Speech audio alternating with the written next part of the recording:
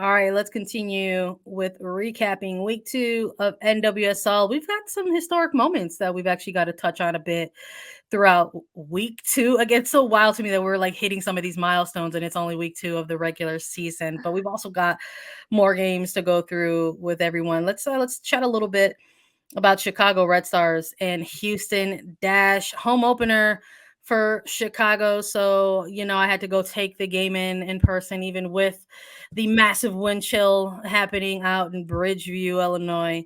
2-1 for Houston, picking up all 3 points, and important 3 points. And, they're going to be on the road for a little while this month. And I would imagine after that draw that they picked up in week 1 that they wanted to get off on a good start, right? And I think this is a real good start for them moving forward into the regular season. Sanchez with a goal, Diana Ordonez with a goal. Dash scored all the goals in this one. An own goal by Natalie Jacobs as well was a brief equalizer for Chicago. But in terms of what the Dash presented to the Red Stars on the pitch during week 2 is a little bit more a little bit more exposure, I think, for Chicago and their 3-back at the moment. There's some space there to utilize, and turns out if you work some overloads a little bit, you can stretch in that back line despite the good veteran pieces that are back there, whether it's a Tierna Davidson or a Casey Kruger or an Alyssa Nair in net. There's opportunity if you've got a very good attacking line. And I know we're very excited for this trio of players with Houston Dash, with Sanchez, Ordonez, and Salmon. I know that there's some question marks for some folks out there. Like, how is Salmon going to look in year 2 with the Dash, with somebody like Ordonez so cemented in this number 9 for the Dash? Like, is that going to take away from some things? Are we going to see a little bit of an adjustment period? And I think the answer to all those questions is yes, in some capacity.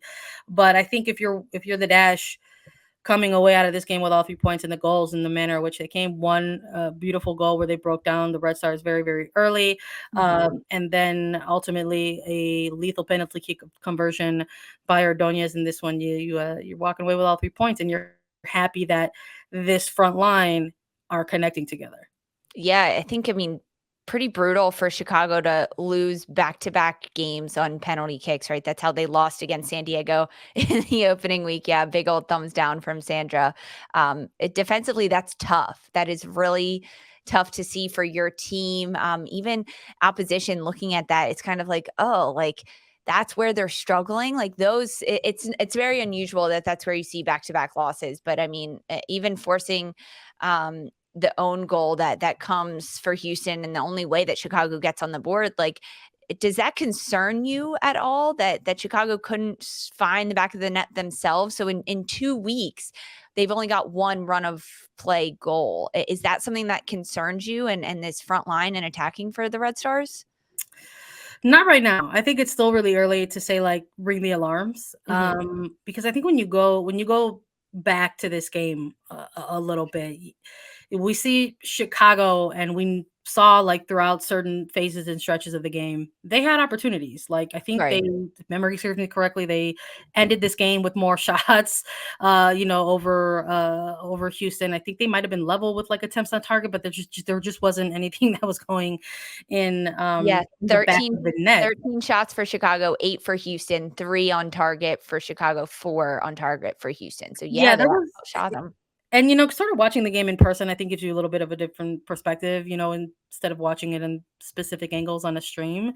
And getting a chance to talk to folks post game and sort of hear them reflect on that, whether it was Aaron Wright or head coach Chris Petroselli, alluding to the fact that, like, they had the opportunities. They played themselves into the game. They conceded that goal really early. We're talking like 4 minutes into the match, but it didn't take that team to all of a sudden play their way back in it and force a lot of set pieces. They had a lot of corners in the game, but again, just was unable to go ahead and capitalize on that. Corners have been an issue that Chicago struggled with. They had 12.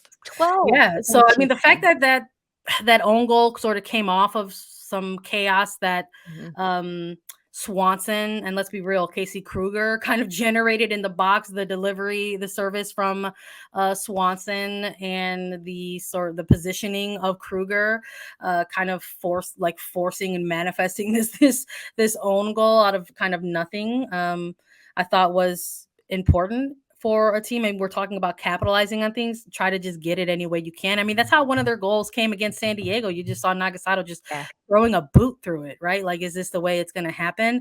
But this is the second consecutive game that they drop a result related to VAR, and it's not Yeah.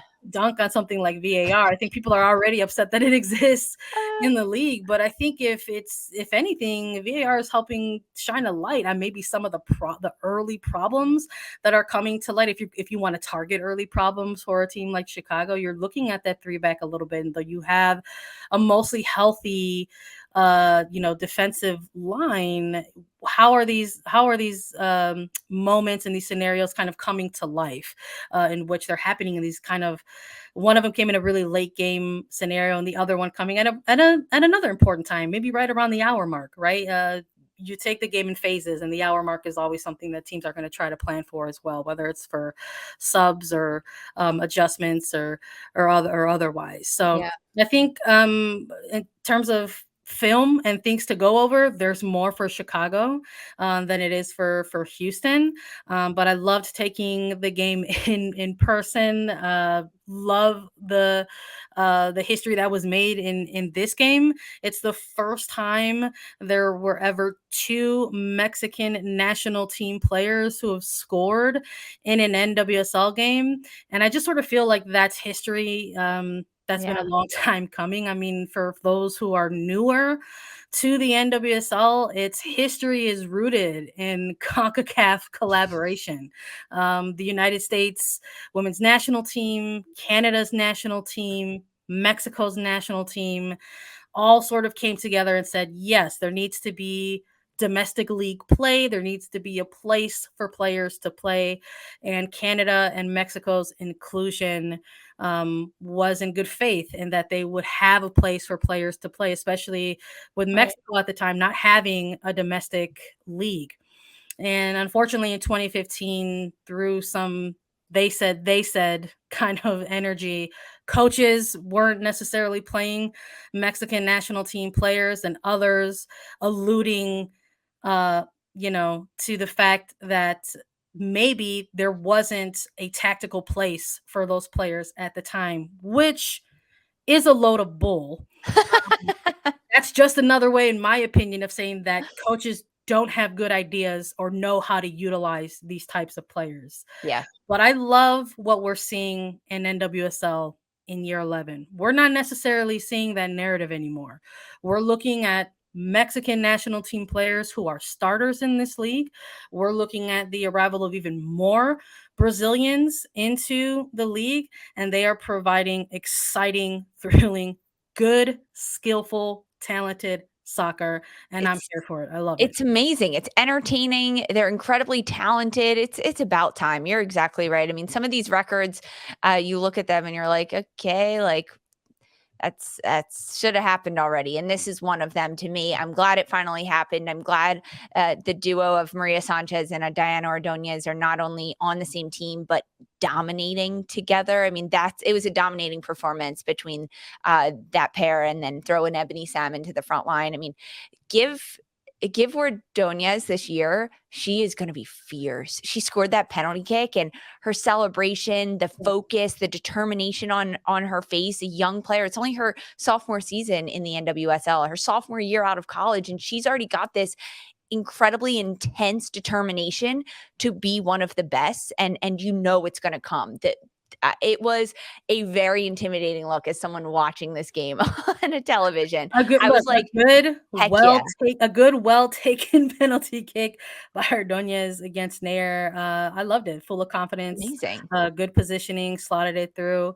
I just love it. Like, that's what I mean when I say, like, this is just a long time coming. There have been dual nationals that have tried to make their way and stamp their place in this league, and it just, for varying reasons has not sort of come to life. And to sort of finally see this tide turning a little bit with more Latin American players and players with Latin American heritage kind of leaving their mark on these games, I'm always going to be here for that. Let's talk about some more historic moments in the league. And I want to hear your thoughts on this game because we've got some weather games to talk about. We chatted a little bit how the wind came into play with Chicago, but Gotham FC versus OL Reign. Oh my God, rain and lightning delays in Yeah. this one.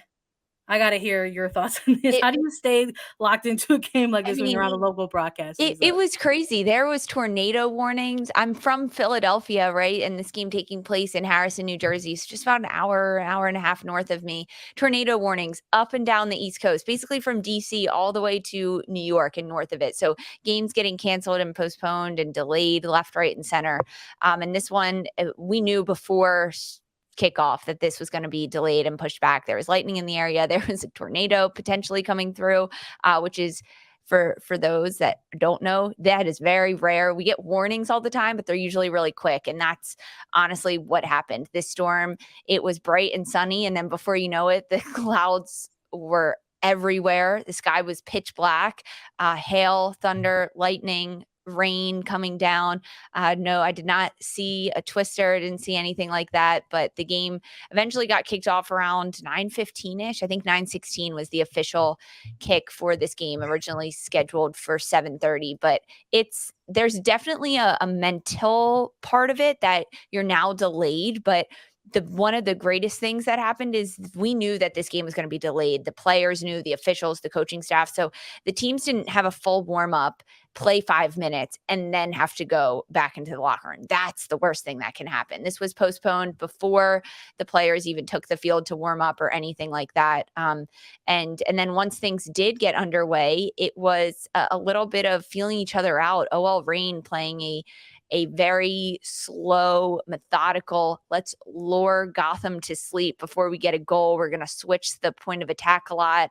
I got to look up these stats. I want to know how many times Alana Cook and Sam Hyatt touched the ball and passed, because all they did was just pass around the back line, which forced Goodman's daughter, Williams Purse, to try to put on a press that OL Reign didn't really have that much urgency to break. If they did break the press, they then brought it back. It was a really, really methodical game for OL Reign and how Laura Harvey wanted to play. But I think at the end of the day, the team in OL Reign has to be incredibly happy going back-to-back games on the road to start the season. No team has ever done that. They've never done that. It's one of the hardest things to do. They haven't been back to Seattle between opening week against Washington and then playing against Gotham. They stayed on the East Coast, and OL Reign ends up getting the win in this one. It comes the first goal for Jess Fishlock in the 31st minute, and then Bethany Balser seals the deal at the end of it. Yeah, I'm with you, giving a little bit of applause for Fishlock in the background, making history in this game. We're talking about historic moments, maybe throughout even just week 2. Fishlock, the first player to score in all 10 seasons of the NWSL. So congrats in order for that momentous occasion, and also all 3 points. Right, we're talking about teams maybe trying to build from week 1 to week 2. Maybe we saw a little bit of that by the Reign in this match. All things considered, with the delay, whether it's a mental adjustment or otherwise, like you said, maybe lulling some players to sleep out there after an already long delay. When we're looking at teams and whether or not they built off of those week 1 performances, when we're looking at Gotham, again, I'm talking about, wins maybe sometimes lead to short memories, and picking up that win in week 1 against Angel City. And we still had some questions. We were like, okay, is this, how exactly is Gotham still going to look like moving forward under this new head coach and Juan Carlos Amaros? And then maybe getting this week 2 match and still having some of those same questions a little bit, getting shut out in this one. Yeah, I think when you look at the lineup for Gotham and Juan Carlos Amaros, there's only one change from last week and how things changed out. No Ali Krieger available. We saw her go down early in week one in the opening 15, 20 minutes of that game. So then things having to be shifted around. Brunina on the wide right areas. So that pushed Kelly O'Hara to the left side, and fans used to seeing O'Hara on the right side, but the front three for me between Goodman's daughter, Purse, and Williams, I mean, honestly, really Ryan in the midfield, Purse and Williams for me were incredibly effective. Chrissy Mewis playing more of that connector, that midfield number 8 role where she's really trying to connect between Allie Long and the front line for Gotham. But Yasmin Ryan, I think, had a really good game running around. There's definitely moments in pockets where she got lost. It was almost like too much movement for her. Her teammates couldn't find her. But when they were on the same page, when things were clicking for Gotham, it was because Yasmin Ryan was getting on the ball and then able to connect passes. I think the interchange between Lynn Williams and Midge Purse up top was effective in creating space and getting overloads, but just nothing able to come of it for Gotham. But there are pieces there. There are really good pieces and really good moments. I mean, to be honest, getting Allie Long back is a game changer for Gotham. Yes, they signed Kelly O'Hara. Yes, they signed Abby Smith in goal, who won the NWSL championship last year with Portland. Yes, they've got Lynn Williams, but Allie Long to me is a glue that's going to keep this team together. In the midfield, when she's playing, it's just an entirely different game with her in that midfield, coming back from having 2 twins last year. And then even as substitutes come throughout this game for Juan Carlos Amaros and Gotham, they don't take Long out. Instead, they just drop her to the center back. She wears that captain's armband and she runs the show. Long is going to be the player that needs to keep things connected and going for this team this year. And I think Gotham understands that, especially over the last 2 weeks as she's come in and played 90 minutes. What did I say earlier? I was like, earlier in the episode, I was like, we might still see some preseason-y things for some teams out Yeah. there, maybe even rolling into week 4. So maybe for Gotham, it's a little bit of that too. It's like, just give Yep. them 4 weeks and it's over for you. We'll see.